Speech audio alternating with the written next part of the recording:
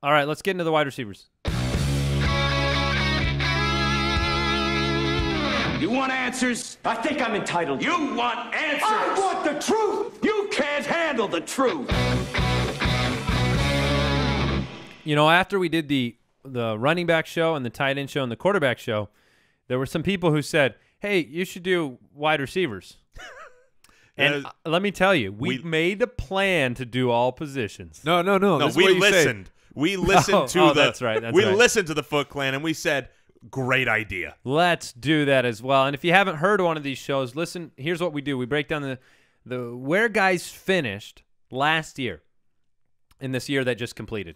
And we break down the numbers behind the numbers. Are these guys, were they plug-and-play options? Were they somebody who had kind of anomalous statistics that didn't help you as much as you thought they could help you? Were they fraudulent? Yeah, were they fraudulent? What's the truth, Mike? Exactly. And I will say that we have heard the requests. They're out there on the social media. People want this information posted. We're still trying to figure all that out in the best way to present it to people, so it's not just the googly garbage that we read. Yeah, if you looked at how we look at it, you would not enjoy it. But yeah, it's a good point, and we'll make an effort to do that. So a couple of the things that we look at is we look at how did these guys perform against top 16 or bottom 16 defenses against that position, and we also look at how consistent they were. Were they somebody who finished in the top 25 on a regular basis? Did they finish outside of a wide receiver 4 range on a regular basis? And how many times did they actually win you the week, like put up a performance that was a difference-making performance? And we give you those numbers too, so you can kind of get a feel for the impact they actually made on the teams, fantasy teams, all year long. Look, number 1, Antonio Brown. Oh, man, I am so excited and madly in love with Antonio Brown for next year. And that was before really digging into the truth of these wide receivers. But when we dug in and looked at how and where and when he scored, remember, he had a terrible stretch with Michael Vick, and he still finished as the number 1. But here's what's crazy to me that stuck out. Against the top 16 defenses, Pass defenses, Pass right? defenses, yes, correct. Against the better pass defenses, they played against them 11 times. There were only 5 games the whole year that he played against a bottom half defense, and he torched he did great against the top half, but he torched the bottom half. And just from a scheduling year in, year out perspective, it's very, very low odds that they're going to break down that way again next year, where he only has 5 games against those defenses that he can just destroy. You know, you compare that to Julio Jones, it's almost an exact opposite of what happened. So for the schedule, yeah. And Antonio Brown, he still averaged over 100 yards a game versus the top half pass defenses. That's great. That's exactly what you want. Which is why Antonio Brown is so good. 193 targets. Those reception numbers I think are wrong that you have down Are there. they? Yeah, I'm pretty sure those numbers are wrong. All right, well we will vet them then very quickly. Oh, he was at 136. Yeah. So maybe did he finish with the exact same as Yep, Julio? Julio Oh, okay. and Antonio Brown. So the both last finished week with of the season. 136 receptions exactly. So Okay. My Antonio fault on Brown over 1,800 yards, 10 touchdowns, and he was very consistent. He's almost always a top 25 guy. 10 times out of his 16 games. Right, and then 7 of those he was a top 5 guy, and then there was only twice he was a pants-pooping machine because Michael Vick cannot play quarterback in the NFL anymore. So you kind of have to throw those 2 games out. There's not much you need to say about Antonio Brown. Sure. That's the real truth of the matter. You reinforce things that our eyeballs and the stats and the fantasy stats have said for years. Antonio Brown's number 1. He goes into next year as number 1. You get some consistency from the quarterback position for Big Ben. He could break every record in the book. Yeah, I mean, the potential for that is there. The one downside of Antonio Brown is the not seeming to be a quarterback-proof type of wide receiver. Like DeAndre Hopkins, who was great all year, which we'll talk about him. I mean, he had a revolving door of quarterbacks coming in, and he still would have production. So hopefully the Steelers, with Landry Jones, who took over as the real backup, Antonio Brown had more success with him. Hopefully, in the event that Big Ben goes down, Landry Jones now is ready to step in.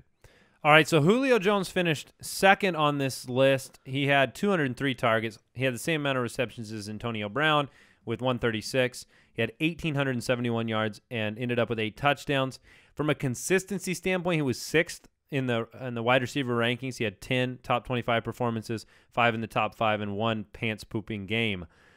Like Jason alluded to, Jones had actually a lot more matchups with the bottom 16 defenses, 12 of his 16 games. That being said, he performed even better against the top-performing defenses. Yeah, he actually scored more on a per-game basis against those the top half defenses. So it's not one of those worries going into next year, because when you have a guy like a Julio or an Antonio Brown, they're going to perform against good defenses. You don't need to worry about strength of schedule. Let me ask you guys this: Dynasty League, Julio or Antonio Brown? Antonio Brown. Ooh. Yeah, I'm going to go Antonio Brown. I see Antonio Brown as the type, the work ethic of the type of receiver that was, the Jerry Rice type. Runs great routes, can play a little bit later in age. Both are great options. They're only a year apart in age anyways. Well, and Julio Jones, I mean, we've already had several health problems with Julio and his foot. Speaking just specifically to Dynasty, I'm not worried about that going into next year, but just saying the longevity, I'd go with Brown. Now, these two guys, much like Brown, there's not much you need to see about Julio. You obviously hope for better quarterback and consistent offensive play from that team in general. Matt Ryan. I think we believed in you. The ship has sailed on Roddy White as a good complementary wide receiver, and you felt that in the offense. You can't put up touchdowns. There was a big period of the year where Julio Jones had no touchdowns. He had one in an 8-week span, and that will, it kills you from an expectation standpoint. I made the joke. I get mocked for it all the time when I say Julio didn't help me in fantasy football, and it's a lie, right? It's statistically a lie. But from the huge games, you got the first 2 weeks of the year. You had one in the end. You never had these games, and 3 touchdowns. No, they weren't in the red zone. They couldn't perform offensively in a way that gave Julio enough chances, and the play calling was ridiculous. They didn't give him red zone opportunities, and they didn't score. Wow, what a coincidence. A plus B equals you lose a lot of games in a row. I love Julio. We all love Julio. He showed that he could do it over the course of a full season this year. He belongs in the discussion as the best fantasy wide receiver, no doubt. I'm excited to talk about number 3 more than anybody else, because number 3 on this list is the number 1 in consistency. Number 1 in your heart. He's number 1 in my heart. Brandon Marshall himself. What a year from Brandon Marshall. So many question marks for him, because I know the mental tendency of fantasy players about Brandon Marshall is going to bend him into a value next year. That's what I believe is going to happen. What are your thoughts on him? Break down some of the numbers for me. Well, his consistency was unbelievable. The amount of touchdowns, he had 14 touchdowns on the year, and he didn't do that in that way of, he's got the 2 or 3 touchdown games. He caught a touchdown just about every single game is the way that it worked out. There were 0 times, not once on the entire year did he crap your team and finish outside of the top 4, the wide receiver 4.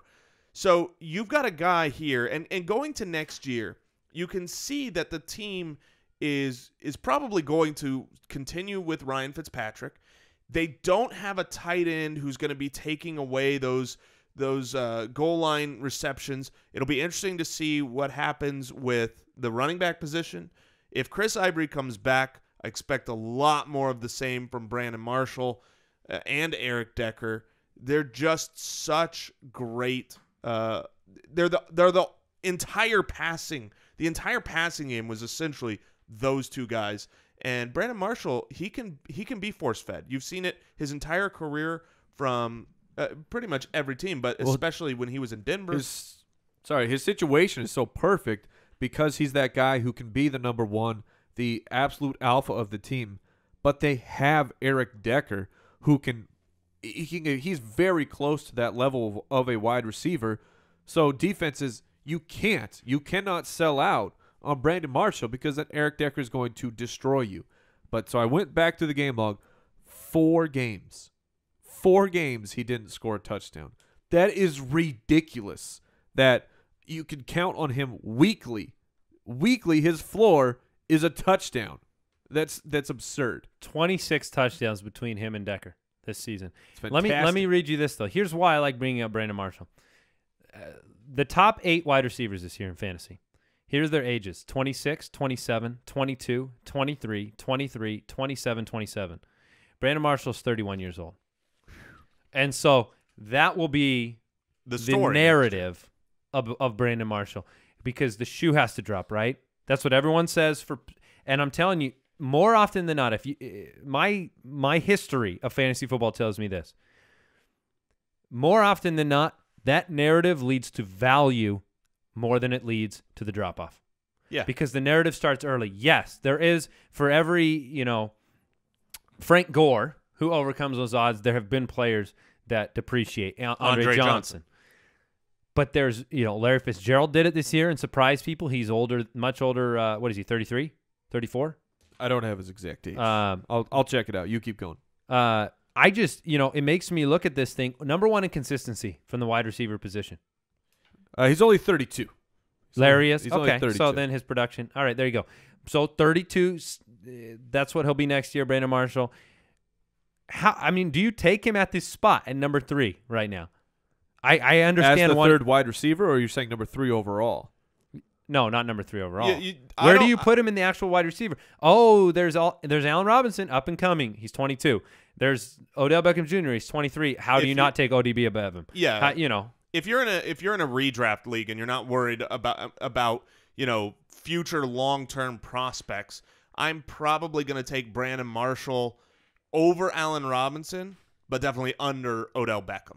Odell Beckham, to me, of all these guys that we're going through, obviously, and this is not a projective list. Sometimes people were a little bit confused on that. On these truth lists, this is where they finished last year. Yeah, we're not leaving guys on or off. They are what they are. Yeah, this is just where they finished. But of all of these top, we're going to talk the top 12 guys, and we'll get to them in a second. Odell Beckham only played 15 games and still finished this high, whereas everyone else on this list pretty much was a full 16-game season. It's just one of those things where I don't know if I can ever get it out of my head. What you think is that Allen Robinson, and he's great, but you don't know how great he can be. And how great he can be, the odds might be 1% he could be as great as, Brandon Marshall? Brandon Marshall. But sometimes we just like that. We just like the 22-year-old. Well, you like the young guy. The unknown is a very alluring quality in fantasy football. But I'll have Brandon Marshall. He's a top 10 guy for sure. So on the board as of right now, neither of you are buying into the age narrative as a reason why he would be worse than this next year. No, assuming that Ryan Fitzpatrick is back, I think Brandon Marshall, while I don't think he will duplicate this year, 1,500 yards and 14 touchdowns, that'd be pretty tough to do again, but still a top 10 guy. Here's the thing that is very different between him and the guy that we're about to talk about after him and Allen Robinson, right? You have two very different narratives in the sense that you got the old guy and the young guy, but you also have Brandon Marshall had 109 receptions. When we go to Allen Robinson, the next player we're talking about here, Allen Robinson only had 80 receptions, and that's great. 80 receptions, you can have a great year that way with that. But it's misleading. You look at everyone else around him, from Hopkins with 111 or Odell Beckham with almost 100 and a game less. He's kind of an outlier here to me when I was going through and looking at these stats, saying he should not have had as good a season statistically as Allen Robinson had with only 80 receptions. I mean, Doug Baldwin had 78 receptions and was irrelevant for half of the year. It's a good point, and I was going to bring it up, and we'll talk about Allen Robinson now. He's number 4 on the list. I'm not fading Allen Robinson as a talent, but I'm fading projecting him this high, because not only is that true, what you just brought up, the total reception total, but he played much better against bottom 16 defenses too. He didn't show that he could come out and be a matchup-proof type of guy. He averaged 8 fantasy points less almost. One of the widest margins of these top players on the entire list is Allen Robinson. Beat up on those easy teams, struggled against the good teams. I'm looking at a crazy disparity here between Brandon Marshall and Allen Robinson. So it's essentially a 30 reception gap, 80 to 109. So just rounding up to 110, a 30 reception gap, only 100 yards less with 30 catches. Well, yeah, and that's some big plays. The exact same amount of touchdowns. If they both had 14 touchdowns, but one guy caught 30 less balls. I'm going to bank on more touchdowns going to the guy that gets over 100. It's very fair. And so, again, not fading Allen Robinson extremely, Right. bringing the truth to light about his numbers so that you can break that down yourself and decide what's that worth to you next year. I think Jason said it right. I would take Brandon Marshall over Allen Robinson. I'd probably take Odell Beckham Jr. over both of those guys. And so, Robinson was the third most consistent. 12 performances in the top 25. I think that surprised people this year, certainly. Robinson was kind of the banner guy for our preseason draft preview shows, where he was one of the guys that we just loved. No, Blake Bortles is not a future Hall of Famer, but we love the potential of Robinson because he's built to be a premier wide receiver, and he showed he could do it. He only had one kind of crappy game. By the way, Brandon Marshall, number one in consistency, 14 of his 16 games in the top 25. That's just bananas. That's not too bad. All right, let's move on then. Odell Beckham Jr., number 5. I tried to shortcut when I tried to figure his age out. By the way, he's 23. I typed in ODB age real quick, and so I got Old Dirty Bastard's age. Yeah. On Google. And by the way, apparently I'm older than Larry Fitzgerald. You are? Yeah. Yeah, that just makes you feel kind of bad about the success rate of your life. Your well, trajectory sorry, buddy. is going upward, though. You've got a lot of years left. Yeah, you're in turning your up. industry. I'm just getting going. So Odell Beckham Jr. Funny. Odell Beckham Jr. so incredibly young, so incredibly talented. He's so young. I feel like these are pot shots at me. Yes, he's far one of the handsomer youngest than players you. he's ever seen play. I have never. Yeah, He's 16 years old. Odell Beckham Jr. is 16. Odell Just got his license. Odell Beckham Jr. to me, and I don't know if you guys agree or disagree, but he is my number 2 wide receiver. He showed behind Brown. Behind Brown, I would take him over Julio Jones. I'm fine with that. I would take him over Hopkins and Brandon Marshall, Allen Robinson. Odell Beckham is so special. I worry a little bit about his soft tissue issues, but he still played every single game other than the suspension. So, he was on the field, 1,450 yards, 13 touchdowns, 96 receptions on 158 targets in 15 games. Very little to complain about. Watching that Cardinals game last night, I had some tissue issues too. I was tearing up, crying all over the place. Odell Beckham Jr., what can you say? Like you said, special talent. Now, if you can't say that Julio's not, so what are you putting more confidence into the offense and Eli Manning? Is that basically what you're stating? Yeah, you've got McAdoo, their offensive coordinator, getting promoted to the head coach. So you've got that consistency that's actually going to push further.